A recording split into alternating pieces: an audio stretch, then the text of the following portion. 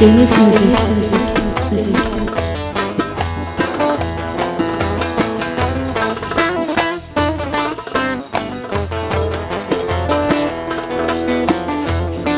Firari, firar unutmamız şirar gönlüm gündüz verilir geceleri firar rina rina rina rina gel benim şarıma rina rina rina rina gel benim şarıma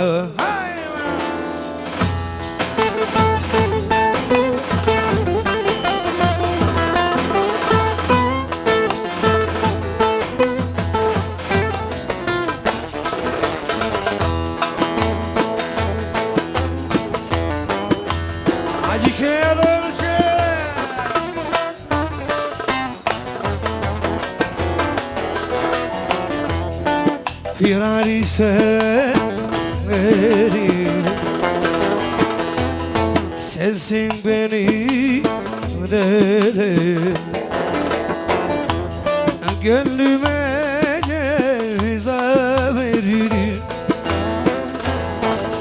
eski bir mesele rina rina rina rina gel benim şarıma rina rina rina rina gel benim şarıma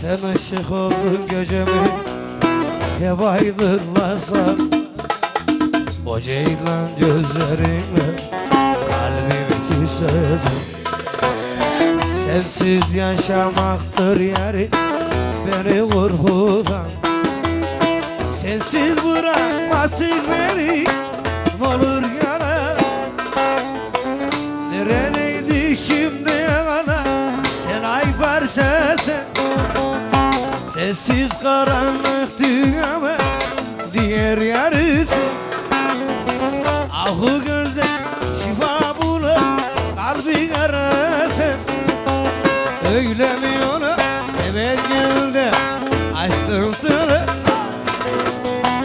neredeydi şimdiye kadar sen ay parçası sessiz karanlık dünyama diğer yarısı ahı gözde şifa bulur kalbin arası öyle mi ona seven gönülde aşkınsın adamsın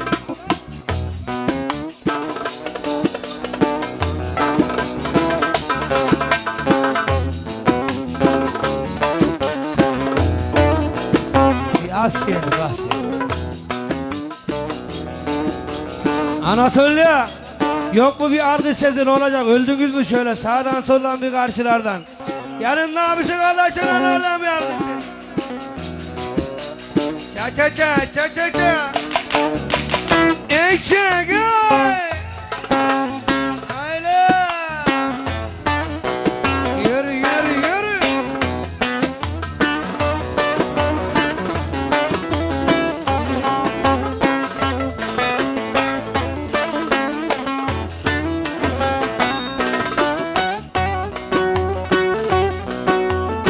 gel artık güneşim oldu bugün her şey Ben dünya olsam yersin çevremdedir.